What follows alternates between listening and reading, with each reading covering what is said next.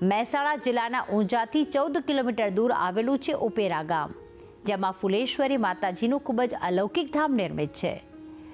શાસ્ત્રોમાં માં શીતળાના બહેન તરીકે ઓળખાતા માં ફુલેશ્વરીનો મહિમા દૂર દૂર સુધી ફેલાયેલો છે. તો આવો દર્શન કરીએ આ પાવનકારી ધામના. ભારતની પાવન ભૂમિ પર કુલ 52 જેટલા શક્તિપીઠ આવેલા છે, જે પ્રાચીન કાળથી ભક્તોની આસ્થાનું કેન્દ્ર બન્યા છે. ત્યારે ગુજરાતના મહેસાણા જિલ્લામાં પણ એવું જ પવિત્ર અને ચમત્કારિક સ્થાનક આવેલું છે કે જ્યાં વર્ષ દરમિયાન ભક્તોની અવરજવર રહે છે.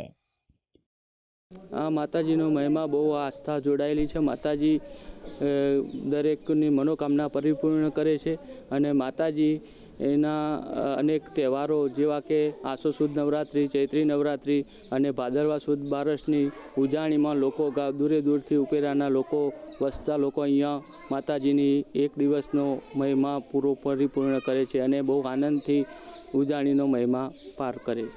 મહેસાણા જિલ્લાના ઊંઝાથી 14 કિલોમીટર દૂર આવેલું છે ઉપેરા ગામ, જ્યાં બિરાજે છે માં ફુલેશ્વરી.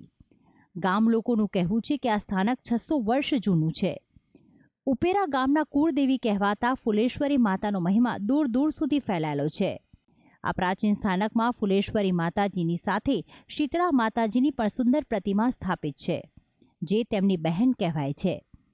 ફુલેશ્વરી માતાજીને ફૂલ ખૂબ જ પ્રિય હોવાથી બાજુમાં જ બગીચો બનાવાયેલો છે. અહીં ખીલતા વિવિધ પ્રકારના સુંદર ફૂલો માના ચરણોમાં અર્પણ કરવામાં આવે છે. તો માતાજીનું આ સ્થાનક વિશાળ પરિસરમાં આવેલું છે. રવિવારના દિવસે માં ફુલેશ્વરીને અનોખો શણગાર કરીને ભક્તો દર્શનનો લાહવો લેતા હોય છે. તો સામાન્ય દિવસોમાં પણ સંગીતના તાલે થતી માની આરતીમાં સમગ્ર વાતાવરણ અલૌકિક ભાસે છે.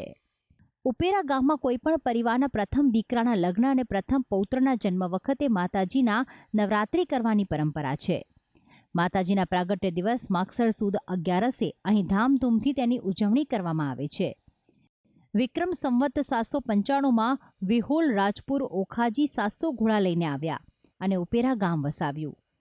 શક્તિ ઉપાસકો માટે નવરાત્રિનો પર્વ અતિ પવિત્ર મનાય છે અને એટલા જ માટે નવરાત્રિ દરમિયાન ફુલેશ્વરી માતાના આ ધામમાં હોમ હવન તથા વ્રત ઉપવાસ દ્વારા માના આશીર્વાદ મેળવવામાં આવે છે. તો આમ ફુલેશ્વરી માના ચરણોમાં નમન કરીને અસંખ્ય ભક્તોની મનોકામના સાકાર થઈ છે અને તેથી જ તમામ શ્રદ્ધાળુઓના મુખે માનું નામ સદાય રમતું રહે છે. ભક્તિ સંદેશ, સંદેશ ન્યૂઝ, ઊંઝા.